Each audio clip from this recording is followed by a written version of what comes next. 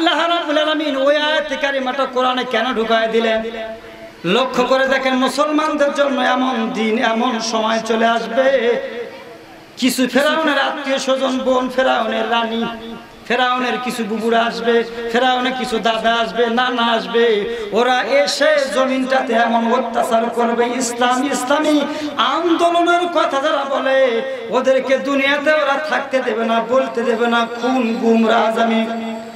ওদের অনুসারীদেরকে আমি আল্লাহ দেখাবো, যারা নির্যাতিত জমিনে হয়েছে, আগামী দিনে এদেরকে আমি আল্লাহ তাআলা দিয়ে ওদের জ্বালা যন্ত্রণা আমি আল্লাহ আরো বেশি বাড়ায় দেব। জোরে কন্যা সুবহানাল্লাহ। কিন্তু কোরআন কি বলছে? কোরআন বলছে ইন্না মাল উসরি ইসরা, নিশ্চয় খারাপের পরে ভালো আছে। জোরে কন্যা আলহামদুলিল্লাহ। আমরা এই আয়াতের তাফসীরটা বর্তমান সময় যদি লক্ষ্য করি, অন্তত চাক্ষুষ প্রমাণ কি দিন ছিল এই আলেমদের, কি দিন ছিল আমাদের। সেখান থেকে আল্লাহ তাআলা ইন্না মাল উসরি ইসরা, সুন্দর একটা দিন আমাদেরকে পদার্পণ করেছেন, করাইছেন। সেই মাবুদের দরবারে কালিমাতু সুজুদ সকলে বলছি আলহামদুলিল্লাহ। দরুদ ও সালাম বর্ষিত হোক আমাদের নবী সাইয়্যিদুল মুরসালিন আশরাফুল আম্বিয়া জনাবে মুহাম্মদুর রাসূলুল্লাহ সাল্লাল্লাহু আলাইহি ওয়াসাল্লামের প্রতি। সম্মানীয় উপস্থিতি, ভূমিকাতে কোন আয়াতে কারিমা তেলাওয়াত করি নাই। আসুন আল্লাহ দেওয়া জবানটা ছেড়ে দিয়ে প্রাণ খুলে মহব্বতের সাথে আমার সাথে ফুলসজ্জিত কণ্ঠে পড়ে নিন। আউযু বিল্লাহি মিনাশ শাইতানির রাজীম। বিসমিল্লাহির রাহমানির রাহিম। সূরা কসস। ওয়া নুরিদু আন নামুন্না আলাল্লাযীনা ইসতুদঈফু ফিল আরদ ওয়া নাজআলুহুম আইম্মাতান ওয়া নাজআলুহুমুল ওয়ারিসিন। সাদাকাল্লাহুল আযীম। সূরা কসস এর একটি আয়াত কারিমা তেলাওয়াত করেছি। এখান থেকে আল্লাহ তাআলা যদি চান তাহলে আলোচনা সামান্য কিছু সময় আমরা আলোচনা শুনব ইনশাআল্লাহ। ওয়া মা তৌফিক ইল্লা বিল্লাহ। আশ্রয় চাইতেছি আল্লাহ, যেন শয়তান দূরে রয়। আরম্ভ করিলাম আল্লাহর নামে, যিনি পরম করুণাময়। ধৈর্য সহ্য সহকারে আল্লাহ তাআলা আলোচনা শোনার তৌফিক দান করুন। আমার ভাইরা, সূরা কসস, কসস মানে হচ্ছে কাহিনী, ঘটনা, আলোচনা, বর্ণনা। সুন্দর একটা কাহিনী আল্লাহ রাব্বুল আলামিন সূরার ভিতরে তুলে ধরেছেন। এটা ওই সময়ের কাহিনী যখন বনি ইসরাইলের লোকগুলো, বনি ইসরাইলের দলের মানুষগুলো জমিনে পা রাখার মতো কোনো জায়গা ছিল না। জমিনে যখন তারা পা রাখবে, তারা মিছিল করবে, মিটিং করবে, কোনো সুযোগ নাই। জমিনে পা রাখা যখন নিষিদ্ধ, তাদের ওয়াজ করা যখন নিষিদ্ধ, হালাল বইয়ের কাছে ঘুমানো নিষিদ্ধ। বছরের পর বছর চলে গেল, মাসের পর মাস চলে গেল, স্ত্রীর সঙ্গে থাকতে পারে না, সন্তানের মুখটাও ওরা দেখতে পারে না। দুর্বিষহ একটা অবস্থা। ওদের মাধ্যমে ওদের ওই দলটাকে এমন টার্গেট করা হলো, ওরা সমাজে চলতে পারবে না, সমাজে বলতে পারবে না, ব্যবসা বাণিজ্য লেনদেন সব কিছু হারাম করা হলো।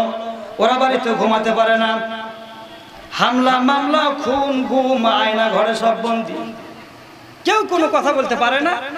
এইরকম একটা মুহূর্তে আল্লাহ রাব্বুল আলামিন হযরত মূসা আলাইহিস সালাম এবং তার অনুসারীকে আমার আল্লাহ রাব্বুল আলামিন জানিয়ে দিলেন, ওয়া নুরিদু আন নামুন্না আলাল্লাযীনা ইসতুদঈফু ফিল আরদ। আল্লাহ বলছেন ওই দলের লোকগুলো যারা জমিনে এত নির্যাতিত হলো, জমিনে যাদের পা রাখার মতো কোনো জায়গা ছিল না, কোনো অবস্থান ছিল না, ওই নির্যাতিত লোকগুলোর ব্যাপারে আমি আল্লাহ রাব্বুল আলামিন ইরাদা করলাম, আমি আল্লাহ ইচ্ছা পোষণ করলাম, আমি আল্লাহ রাব্বুল আলামিনের ইচ্ছা হলো, আমি আল্লাহ রাব্বুল আলামিনের সিদ্ধান্ত হলো ওয়ানাজালাহুম আইম্মা। জোরে কোন সুবহানাল্লাহ। আইম্মা শব্দটা হচ্ছে ইমামের বহু বচন। ইমাম মানে কি বলেন তো? ইমাম মানে মাশাআল্লাহ একজন মুরব্বী সবার আগে বলেছে বলে ইমাম মানে হচ্ছে নেতা, আর এই ইমামের বহু বচন হচ্ছে আইম্মা। আল্লাহ রাব্বুল আলামিন ঘোষণা দিতে চান, আমার আল্লাহ বান্দাকে বুঝায় দিতে চান, বান্দা বান্দি নর এবং নারী ও দুনিয়ার ডিক্টেটর আছো যারা, শোনো তারা, আমি আল্লাহ পাকের ইচ্ছা হলো এই নির্যাতিত মানুষগুলোকে আমি আল্লাহ রাব্বুল আলামিন সিদ্ধান্ত গ্রহণ করে নিয়েছি আগামী দিনের দেশ পরিচালনা করার জন্য এদেরকে আইম্মা, একটা নেতা শুধু মুসা নয় বরং আইম্মা বহু বচন আল্লাহ প্রয়োগ করেছেন প্রতিটা দেশ, প্রতিটা শাখা, প্রতিটা বিভাগ পরিচালনা করার জন্য। অফিস, আদালত, কোর্ট কাছারি, বঙ্গভবন থেকে নিয়ে একবারে রান্নাঘর পর্যন্ত, আপনার ওই গোয়াল ঘর পর্যন্ত কেমনে পরিচালনা করবেন, যত নেতার প্রয়োজন আমি আল্লাহ রাব্বুল আলামিন এই দল থেকে নির্বাচন করব। জোরে কোন সুবহানাল্লাহ। লক্ষ্য করেছেন আয়াত কখন নাজিল হয়েছে? যখন বনি ইসরাঈল পা রাখতে পারে নাই, জমিনে যখন কথা বলতে পারে নাই, তখন আল্লাহ তাআলা বলছেন যে ওদেরকে আমি এই জমিনে এই দেশ পরিচালনা করার জন্য আগামীতে আমি আল্লাহ তাআলা প্রস্তুত করে রাখবো। জোরে কোন সুবহানাল্লাহ। আমার ভাইয়েরা, এটা ওই সময় আল্লাহ রাব্বুল আলামিন ওই আয়াতে কারিমাটা কোরআনে কেন ঢুকায় দিলেন?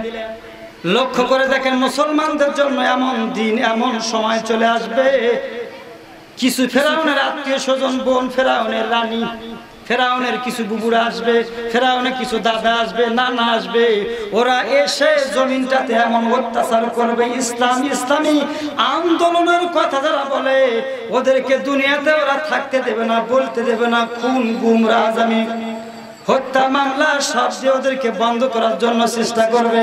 আল্লাহ রাব্বুল আলামিন এমন মানুষগুলোকে আল্লাহ তাআলা সান্ত্বনা দিয়ে বলছেন, ও ঈমানদার, তুমি হতাশা হয়ে যেও না। মূসা আলাইহিস সালামের বনি ইসরাঈলের কওমরা যেরকম নির্যাতিত হয়েছিল, আমি আল্লাহর সিদ্ধান্ত হলো ওয়া নাজালাহুম আইম্মাতান ওয়া নাজালাহুমুল ওয়ারিসিন। এই জমিনে ওয়ারিস আমি আল্লাহ তাআলা তাদেরকে বানাবো। জোরে কোন সুবহানাল্লাহ। আমার ভাইরা, কেন আল্লাহ তাআলা এই জমিনে এই টুপিওয়ালা লোকগুলোকে, এই নির্যাতিত মানুষগুলোকে কেন আল্লাহ তাআলা আইম্মা, নেতা বানাবেন? আল্লাহ তাআলা পরে আয়াতে বলছেন, হয়তো এত আয়াতে কারিমা দিয়ে আলোচনা করার সময় হবে না, শুধু টাচ দিয়ে যায়।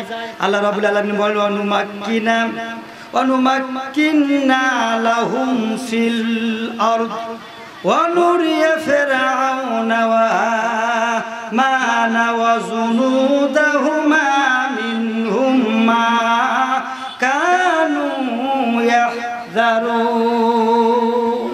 এটা এই জন্য আমি আল্লাহ তাআলা করব, সেটা হচ্ছে ফেরাউনকে আমি আল্লাহ দেখাবো, হামানকে দেখাবো, কামানকে দেখাবো, ওদের অনুসারীদেরকে আমি আল্লাহ দেখাবো, যারা নির্যাতিত জমিনে হয়েছে আগামী দিনে এদেরকে আমি আল্লাহ তাআলা দিয়ে ওদের জ্বালা যন্ত্রণা আমি আল্লাহ আরো বেশি বাড়ায় দেব। জোরে করুন না সুবহানাল্লাহ। আমার বন্ধুগণ, আল্লাহ রাব্বুল আলামিন এই নির্যাতিত মানুষগুলোকে আমার আল্লাহ তাআলা এমন সুযোগ করে দিয়েছিলেন, বনি ইসরাঈলের পিছনে লাগছিল যারা, বনি ইসরাঈলদেরকে যারা শেষ করার জন্য চিন্তা করেছিল, আল্লাহ রাব্বুল আলামিন কি করেছেন এই সূরা পুরোপুরি পড়লে সব জানা যাবে। জোরে কোন সুবহানাল্লাহ।